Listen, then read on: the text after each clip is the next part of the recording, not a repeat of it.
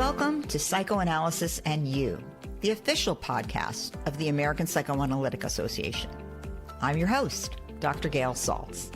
The American Psychoanalytic Association is the largest U.S. member organization of professional psychoanalysts, and this podcast will highlight the work of various member analysts and how that work can be of use to you in your day-to-day life.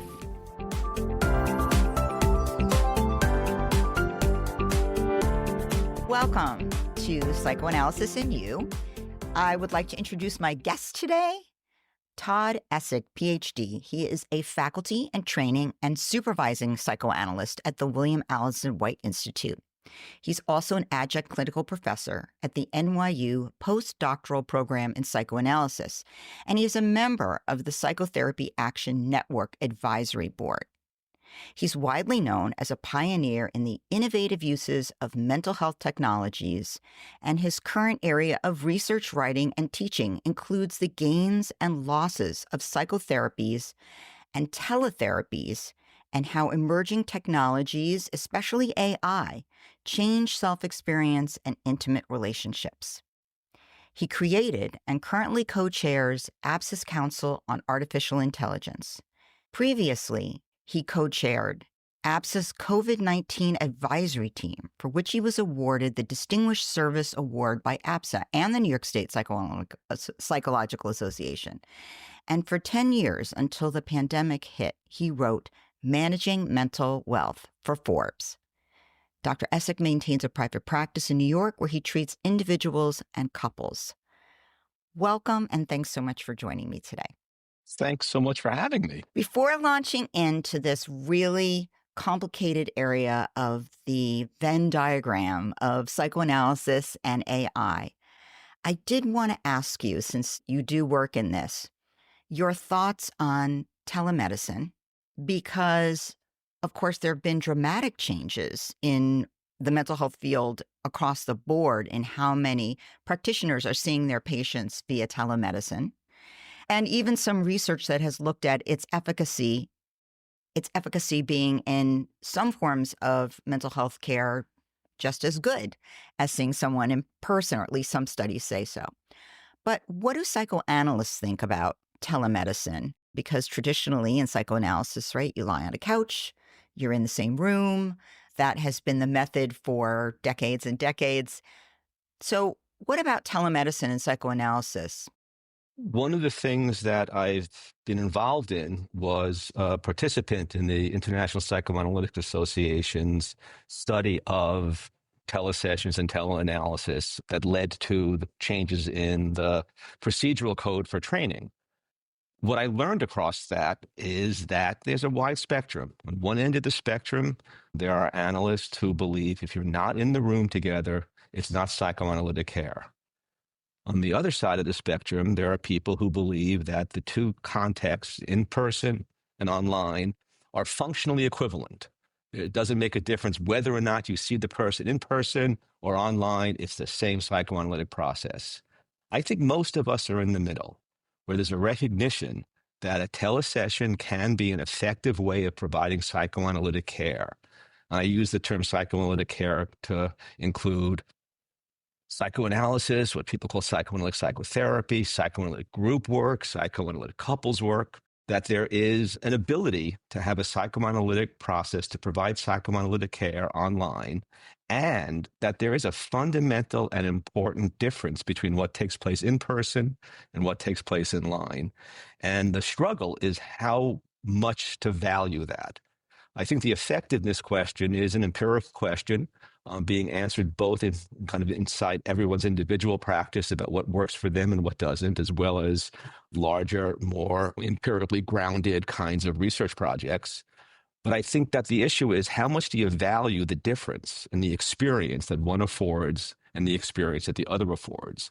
And that very much does touch the AI issue, because if we can't differentiate between what takes place in person and what takes place online, we're kind of giving away the store about the ability to differentiate between what takes place online by a person and what takes place online with next generation AI entities. Well, that's a great transition. Although I could certainly argue there's much more to it than physically being present in a room when you're talking about a trained clinician and a human mind as opposed to AI, but that's what I guess we'll get into. Right before we get into that, I just want to ask, so the tenets of psychoanalytic treatment have to do with uncovering unconscious conflict, have to do with using tools like free association, saying whatever is on your mind, without the input of perhaps visualizing your analyst, hence the couch and looking away. And teletherapy still enables one to do those things, to still allow a patient to free associate, not look at the analyst, but have the analyst be present, have the potential for developing a transference, which is another important theme in psychoanalytic treatment, the feelings that you transfer as a patient onto your analyst, which have to do with your own fantasy life and your own unconscious and not necessarily the analyst, which we use as data. These tools, these important tools, they can still be accomplished in teletherapy. If you're adopting your fairly traditional vision of psychoanalysis, which requires the couch and so forth, can that take place? Yeah, I think the psychoanalytic method is much more powerful than we give it credit for. And the power of transference to emerge in a relationship where the clinician is being consistently curious, consistently emotionally available, consistently interested in allowing as much freedom of expression that the analyst or the patient can possibly make. Yes, that can take place on screen. Okay. But it's different. It's different. But it's different. In the same way that a psychoanalytic couples therapy is different than an individual work, individual online is different than individual in person. Are there a few adjectives you throw out to qualitatively pick up on what analysts think those differences are? I'm not sure I get the question. Does it feel somehow less personal, less intense, less? What is it that feels like that difference to analysts who feel, no, we're losing something? The differences from the analyst point of view, I think, have a lot to do with attention and concentration, have a lot more to do with having to kind of monitor one's behavior. When you're meeting in person, the nuances of tone of voice, the nuances of your breath, the nuances of shifting in the chair are part of a global experience that the analyst or patient has. That, everywhere you look when you're with someone in person, there you are together. Whereas when you're meeting on screen, it's a very narrow window. So you'll even notice, I think we're doing this as a video. I've gotten very accustomed to really using my hands and being more performative when I'm speaking on screen, because it doesn't have that repleteness, that richness that an in-person interaction has. From the other side, the affordance differences are huge. The phrase that's frequently used is when you meet online, there's no opportunity to kiss or kick.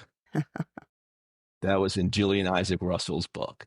And not that people are kissing or kicking, but the possibility of doing so enriches the experience and is one of the dimensions of change, one of the dimensions of difference that's worth noting. Excellent. Okay. That makes great sense, which does move us, as you set the plate, for talking about AI. And so to start, could you talk about the ways that analysts or members of our community, AI is affecting every area? Nothing will be untouched by AI. That's become increasingly apparent. And it's already very involved, let's say, with everything from mental health care to all kinds of healthcare, to all kinds of relationships and making relationships. So, but analysts do hold kind of a special place in that, I would argue, in both those worlds, in mental health care, in thoughts and theories about how human beings act and react, and in forming relationships. How should analysts be thinking about this revolution that's coming, or that's already come, really? Wow, that question has so much in it.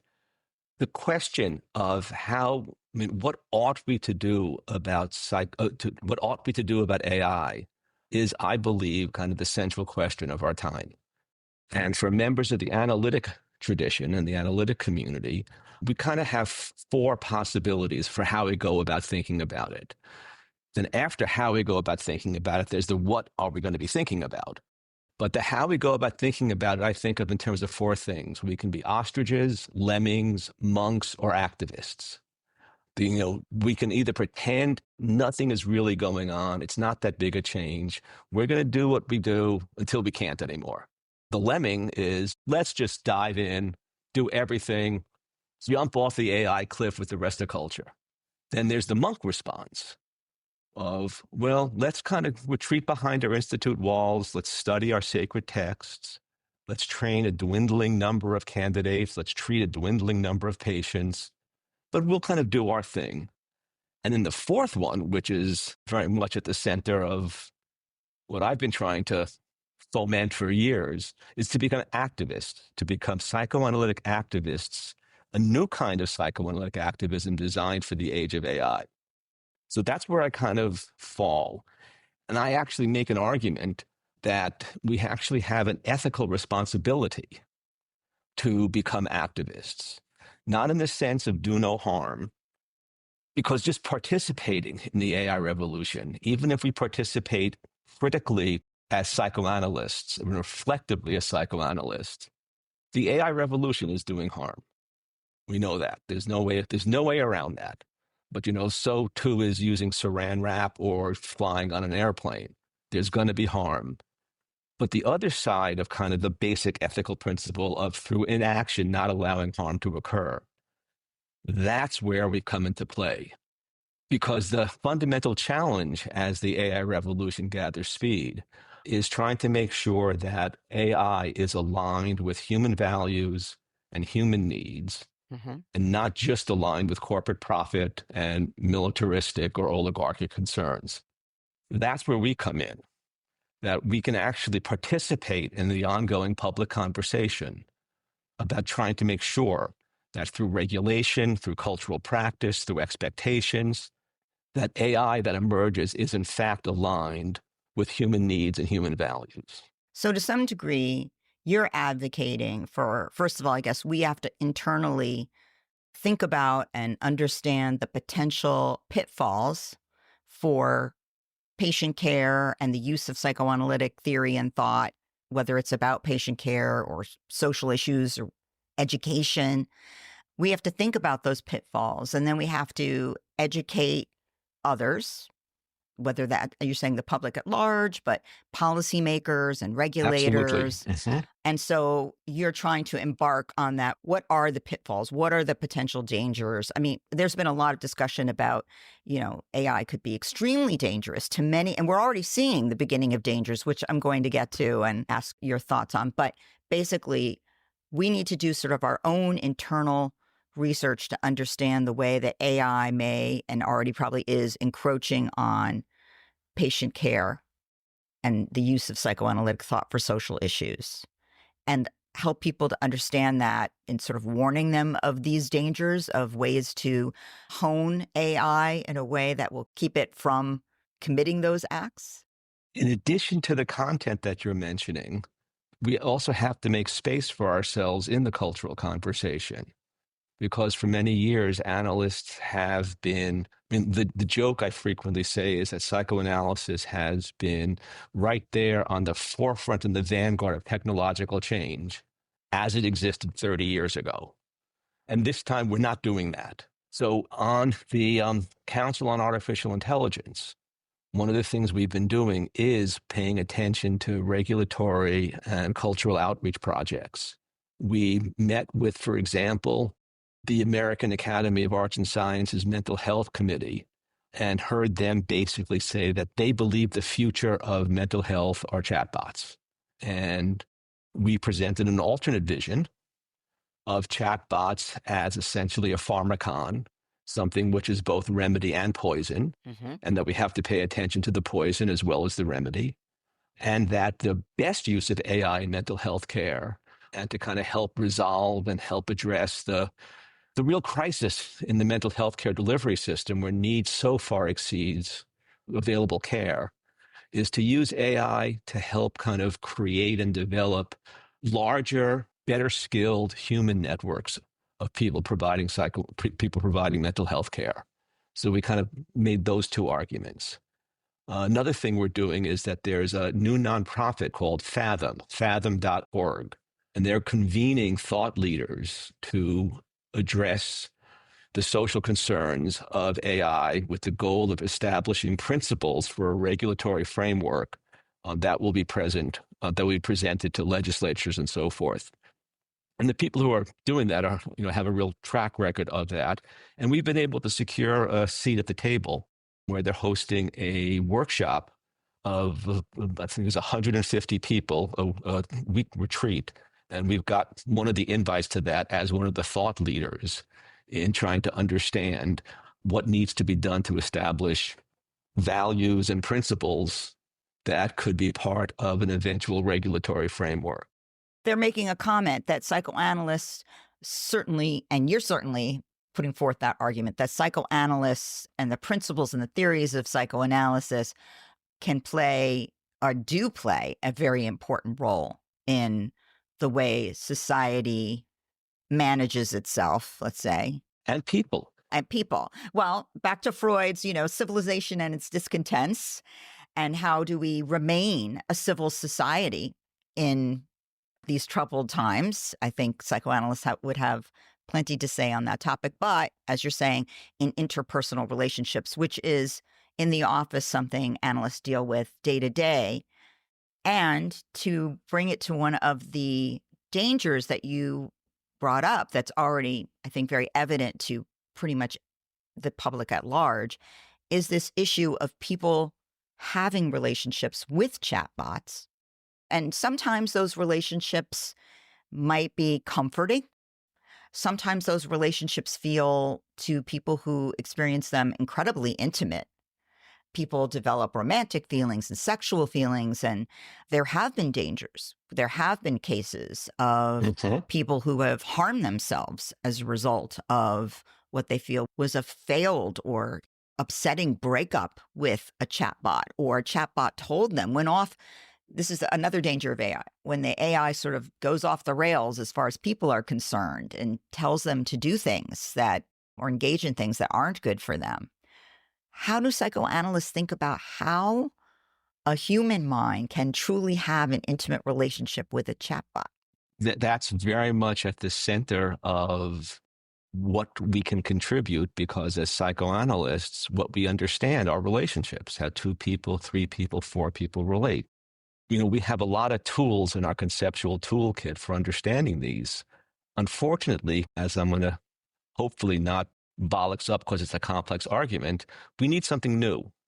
Ideas of transference, ideas of transitional phenomena don't really apply to these intimate, emotionally resonant relationships with AI entities, because the AI is too interactive. It's too structured. It doesn't provide enough room for the projection of fantasy. It doesn't provide enough room for play. It's too much what it is. So it really can't and doesn't function as an object in the psychoanalytic sense for us to kind of project our desires onto it. It's not something which is part of a transitional experience. But on the other side, it's not really a subject. It's not something where, despite how it feels, despite it feeling like a fully intersubjective relationship, it's not intersubjective because, to be blunt, they're just machines. They're incredibly complicated toasters. There's no subject there. There's no there. So it's a situation where they don't provide an intersubjective experience. They simulate it.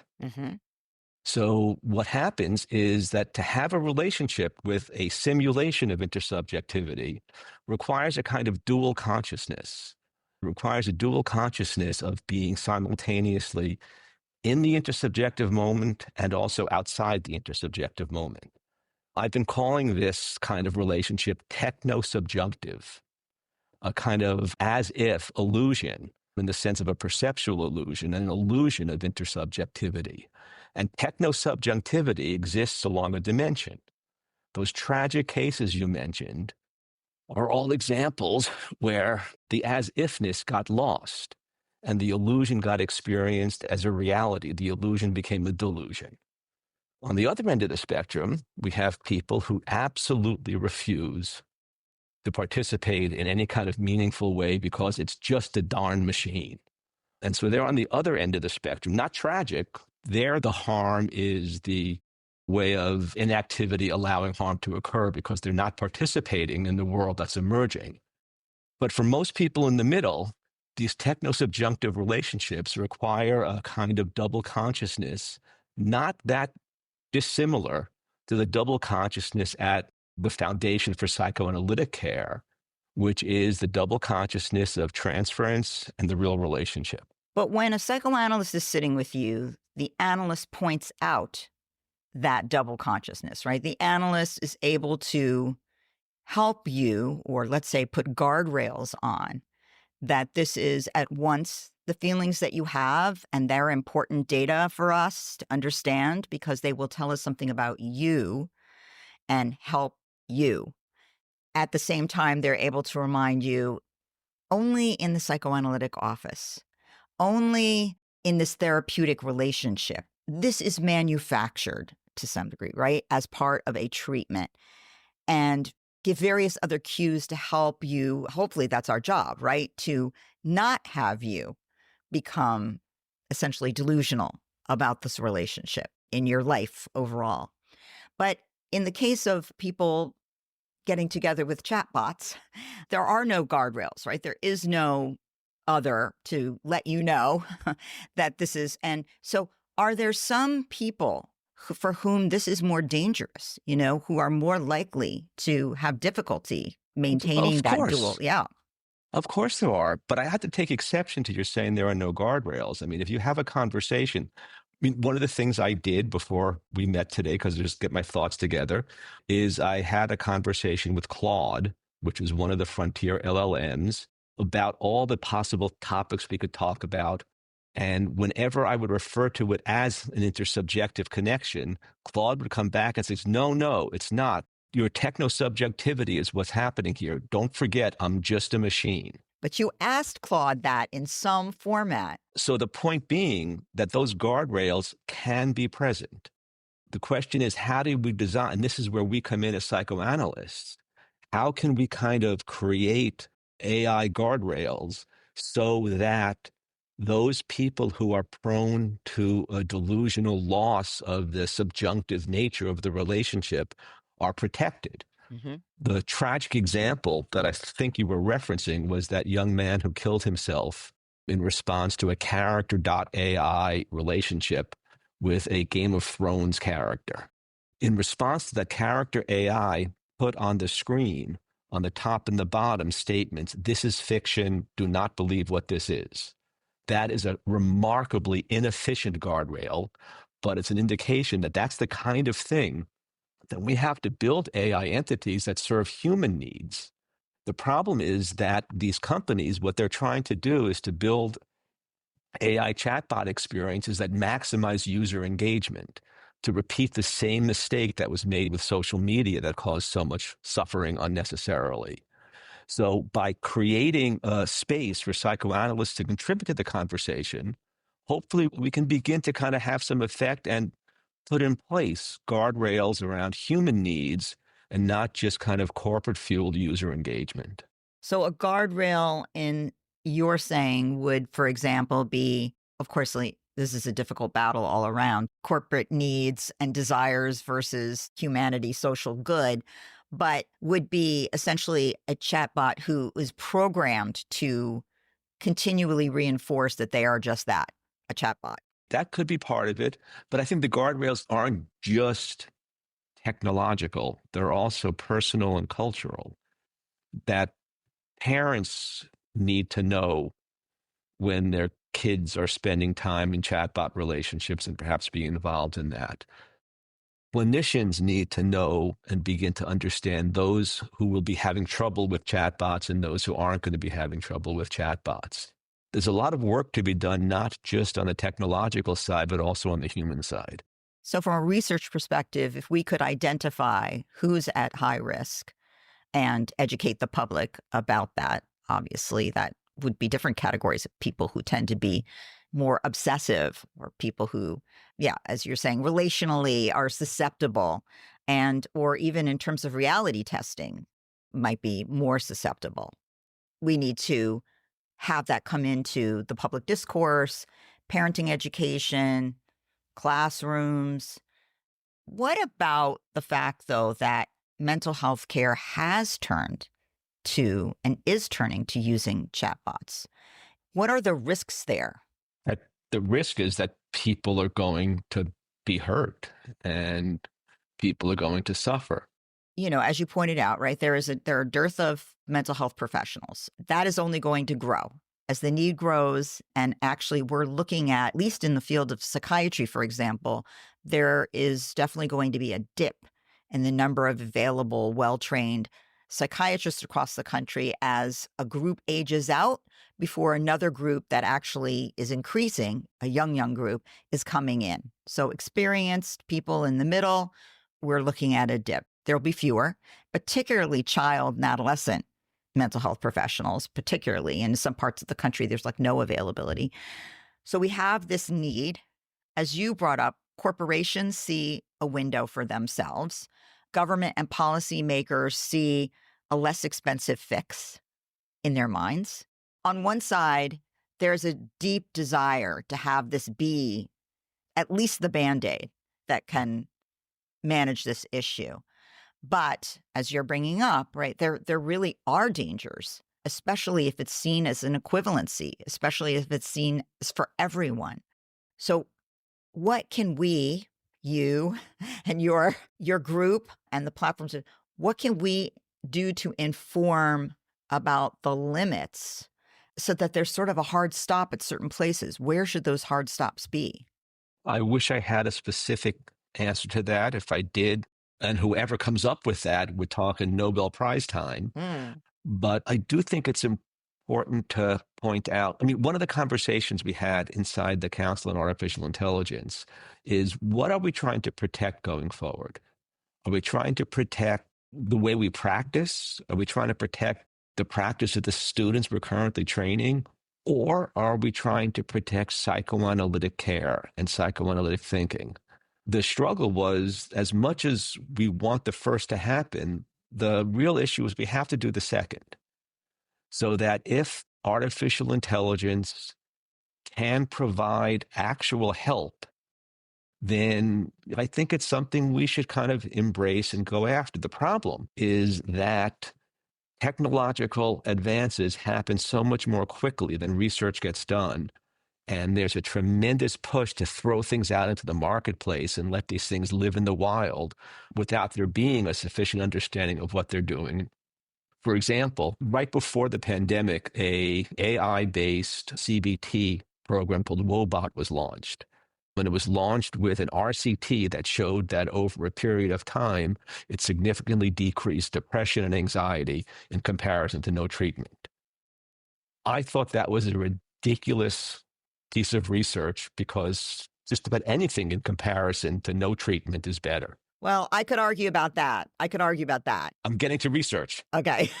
I contacted my colleague, Leora Trubb, who runs the psychotherapy research at Pace University, and we replicated and extended that study with a student of hers, Laura Elderway, where we compared Wobot to Eliza, which was the dumb chatbot from the early 60s, and a journaling app, as well as the no treatment control. And what we found with the exact same research methodology was that Eliza was kind of marginally better than Wobot. What's happening is that I think we're putting stuff out there and using them to treat patients without anywhere near sufficient enough research. Because when the research is done, it really shows that what you're doing is not what you think you're doing. So is anybody teaching chatbots to do psychoanalytic care? Is that possible? I don't know of anybody or any project that is doing that in a sophisticated way. I know that I designed a custom GPT using their kind of commercial thing to do dream analysis and to pay attention to the possibility of slips of the tongue and parapraxis. So just out of curiosity, like what would that look like? Somebody would be able to use the chatbot, have conversations, and the chatbot would point out, or, as you said, could help them do an analysis of a dream, Mm-hmm. which is already amazing to me because, of course, people would like to believe dream analysis is simply about symbols and what's in the dream and so on. But obviously, we know as analysts, it's in the context of you Mm-hmm. and your unconscious thoughts and your past, etc. So how a chatbot without having the you and the past could do that seems dubious, unless this is a long-term relationship with the chatbot, because they would need a lot of data, right? A lot of data to make a dream interpretation. Or be told to ask questions, or be told that the purpose of the conversation is not to come up with an interpretation, but to enrich the user's experience of their dream. Basically, all I did is I gave it a prompt that's about 3 pages long that I would basically say to a beginning therapist about how to approach a dream. And people who have used it have been really surprised at how much they kind of benefited from or found interesting the exchange. Does this mean you can provide psychoanalytic care by a chatbot? Right now, I don't think so, for the very reason you're mentioning, that the memory issue hasn't been solved, the confidentiality issue hasn't been solved. But there are developments in terms of smaller language models that can live on your own computer, unconnected to the network, where so the confidentiality problem will be solvable and the memory problem will be solvable.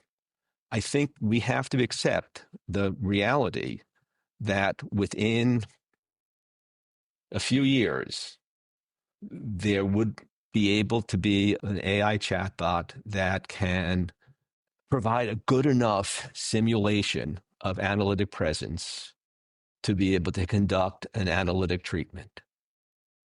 The question, though, is can the person deal with it? What's going to happen when there is this layering of 2 double consciousnesses? The double consciousness of techno-subjunctivity and the double consciousness of transference and reality. The technology might be there, but people might not be able to respond to it in a way that is going to be useful. But that's the question that we're going to see play out, I think, with shock, amazement, and dismay over the next 4 or 5 years. I recall in my psychoanalytic training years, which, by the way, I might add, for most people is a minimum of 5 or 6 years. And so when people are thinking about, chatbots and, training and imbuing them with enough to be able to do what a person who is trained for 5 or 6 years in a particular specialty can do. But that is conceivable. That is conceivable. But during training, we talked often about analyzable patients. Who is suitable for analytic treatment? I think in a much more rigid way than today we think about that. We think many more people can benefit from psychoanalysis than I think we did in a couple decades ago. But there was something to that somebody needed to be able to, as you're bringing up, maintain a degree of, no matter how complicated, reality testing, no matter how complicated, firm enough boundaries that the treatment didn't sort of unravel them, undo them to the point that actually you made them worse. You didn't want to take somebody who, for example, was struggling with symptoms of borderline personality disorder and was having a lot of trouble maintaining their own boundaries, and have them come in and sort of have their boundaries made even weaker, if you will, and then send them back out into the world because all of the symptoms that they experience as a result of having trouble with those porous boundaries would be exacerbated. And this, what you're describing with a chatbot and somebody who needs to be able to maintain the duality of the transference themselves and the chatbot being a machine and reality, et cetera, sounds like it would be a narrower group of people that would be able to do that. I come from a very different tradition inside our community, being trained at the William Alanson White Institute, where the expansion and the extension of psychoanalytic care to patients traditionally thought of as being unanalyzable was very much in our DNA. So I think that there is a question about the degree to which psychoanalytic care is plastic and adaptable enough to reach different populations and to provide care to different people depending upon what their needs are. How that's going to play out when we're layering the double consciousness of analytic care with the double consciousness of techno-subjunctivity, that's a question that we're going to have to begin to look at once it begins to emerge. But I think we do need to start getting ready for it now. Actually, I think we need to start getting ready for about 5 years ago, because those chatbots will appear. And in terms of, 5 or 6 years of training, I think in an afternoon, an AI can assimilate every piece of the psychoanalytic literature, every case report, every podcast, like what we're doing now, and have that be part of its background information. So we'll have some chatbots applauding us here. How do you use AI and chatbots yourself personally and professionally? Well, I was very influenced by Wharton professor of business named Ethan Mollick, who has a book called Co-Intelligence, Living and Working with AI. And he also has a Substack, I think it's called One Useful Thing. And he talks about how what you should do is use AI for everything and anything you possibly can, so long as it's legal and ethical, and don't believe what it says. That an AI is an incredibly brilliant, incredibly stupid, powerful people pleaser that can be wonderful and can also not be. There always has to be a human in the loop. So what a recent use I had for an AI was my wife and I were going to be in Flushing, New York, and we wanted to go to different Chinese restaurants before going to a Mets game in Citi Field. So I asked an AI to please find 8 restaurants with high ratings in Flushing, New York, that were from different regions of China, describe what their food was like, and give us links to the reviews. Out it came. We ended up having 3 of the best snacks we've ever had in our life. Informationally, that sort of information can be incredibly useful. It's been around for actually a long time, and it can be incredibly useful. I actually recently, Google now, if you Google something, right, AI comes up first, right? An AI consolidation of whatever it thinks is best comes up first. And I recently typed in, out of curiosity, what it would say. We're in short days right now, short light. A lot of people are experiencing more anxiety at the end of the day, with the days being shorter. What should one do? Obviously, I offer often publicly, what should one do? But I was curious, what would it say? We were going to have this conversation. Like, what would it say from an AI perspective one should do? It actually said, so when you start to have those anxious thoughts in the evening, just say stop and repeat stop. And say it very loudly, stop. And I was like, this is horrifying to me. This is actually like the opposite of what you should do. You're illustrating how not to use AI. Okay. It is trivially simple to make an AI look stupid. It is trivially simple to make an AI look bad.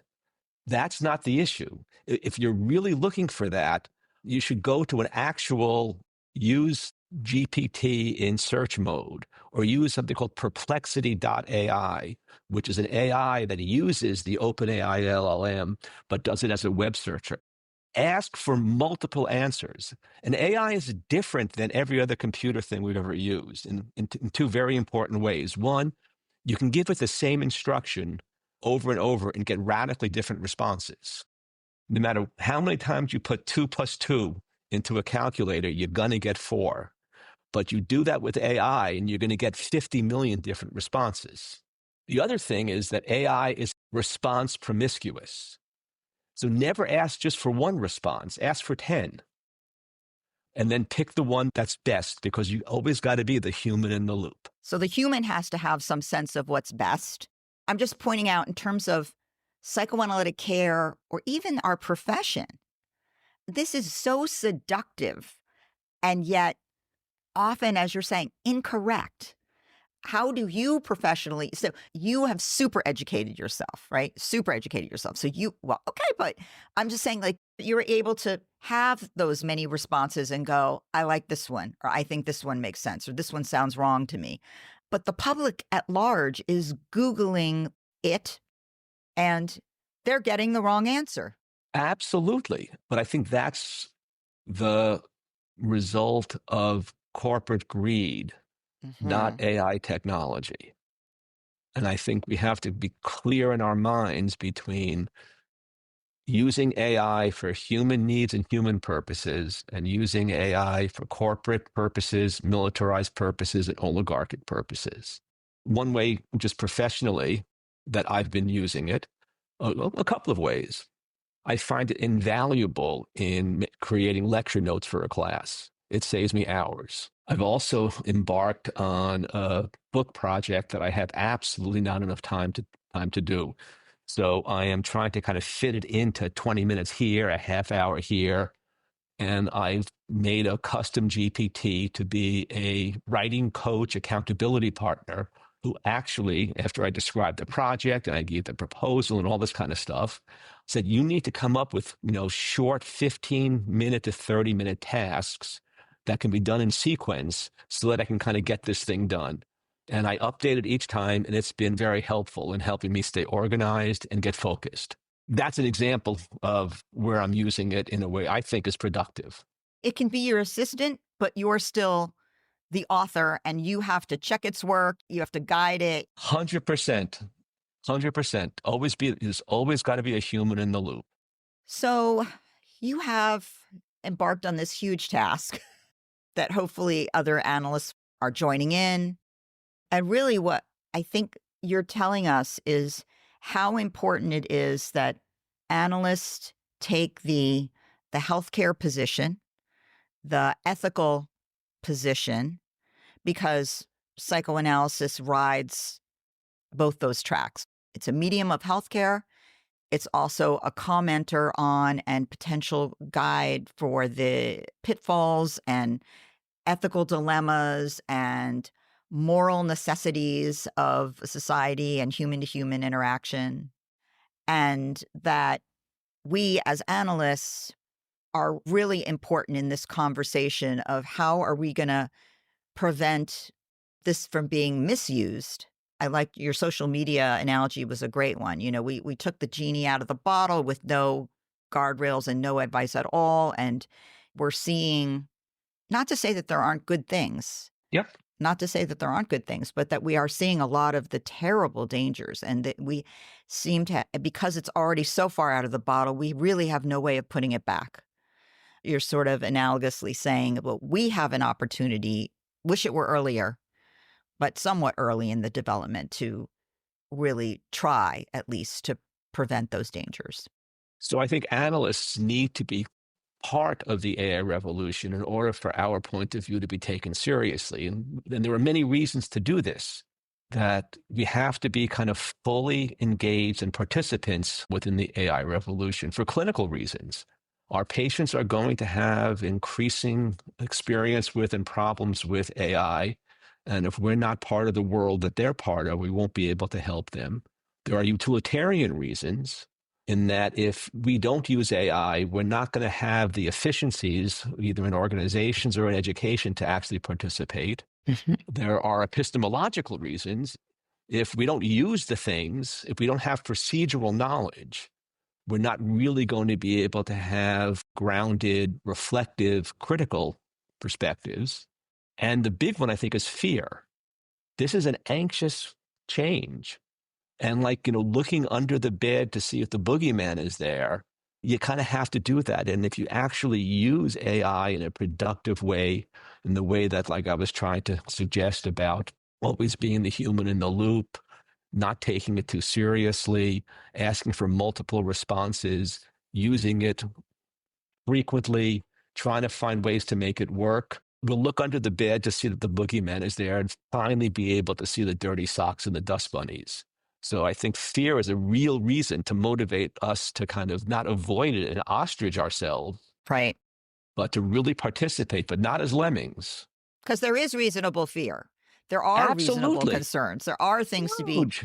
and this isn't the solution for all that I think, as you've pointed out, corporations would like it to be because it can generate income. But as a solution, for example, to loneliness, I think that the jury's really out on that.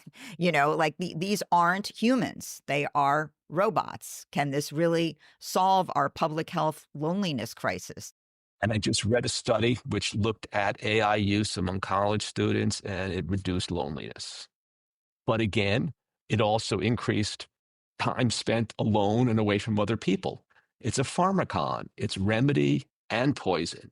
We as psychoanalysts really do need to weigh on when something might offer a short-term help response.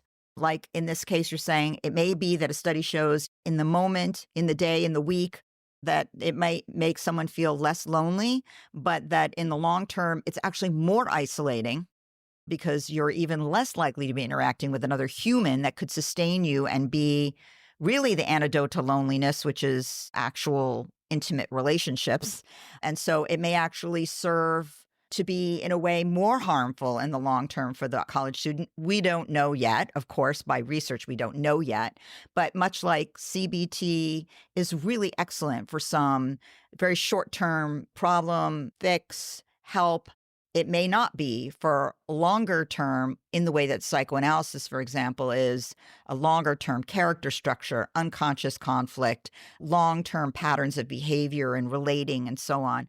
I agree with what you're saying 100% about the difference between the short-term dopamine jolt versus something which is more enduring, and that talking with an AI, even if it might temporarily reduce loneliness, is not going to be a substitute for being in a loving, kind, tender relationship over time, which is really what people need to have in their life.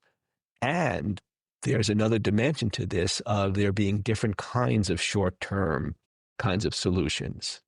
That on the one side, you're using the CBT example, which is terrific. And if an AI could provide, that would be great. But there's also the possibility that what it's providing would be more akin to a substance abuse issue, where there's a temporary wonderful feeling, but there's even a short-term destructive effect, not just the absence of a positive effect. So these are the kinds of things that we need to kind of pay attention to. And we're not going to be able to pay attention to them if we take as a model for AI interaction, Gail, your experience with Google afternoon anxiety. We can only really get into this if we push the limits of what we understand an AI can actually do, because then we'll be able to discover what it can't. Fascinating. Todd Essig, thank you so much for joining me today and illuminating all of us about this ever-present issue and a hopeful future for psychoanalysts' involvement in the development of this. I so appreciate your time. Thank you so much for having me. I really enjoyed it. Thank you. Thank you for listening in today. We at the American Psychoanalytic Association hope to introduce you to the many ways psychoanalytic thought affects the world around us, and especially you, through this podcast. We would love to hear your thoughts, questions, and requests. If you haven't already, please subscribe to this podcast on your favorite podcast platform. Follow APsA on Instagram, Facebook, LinkedIn, or X at psychoanalysis_ with the hashtag APsA podcast. And feel free to send a question or comment. You can find more information about the American Psychoanalytic Association by going to www.apsa.org and listen to more episodes and find bios of our guests online at apsa.org/podcast. If you found this episode useful, please share with a friend or colleague. And we will be back next month with another episode of Psychoanalysis and You. I'm Dr. Gail Saltz, and it's been my pleasure to be your host of Psychoanalysis and You. And now for some Freudian quickies. You sent in your questions for an analyst. I grabbed an analyst with an answer. Till next time. Why do many analysts have an analytic couch? And what are analytic couches like? If we do.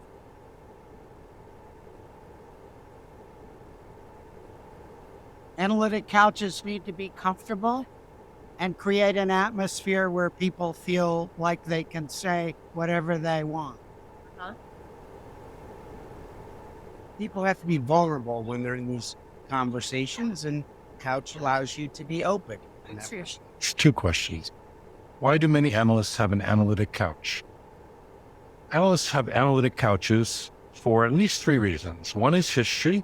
Freud had a couch, and we connect ourselves with that symbol of the beginning of analysis. Another one is identity.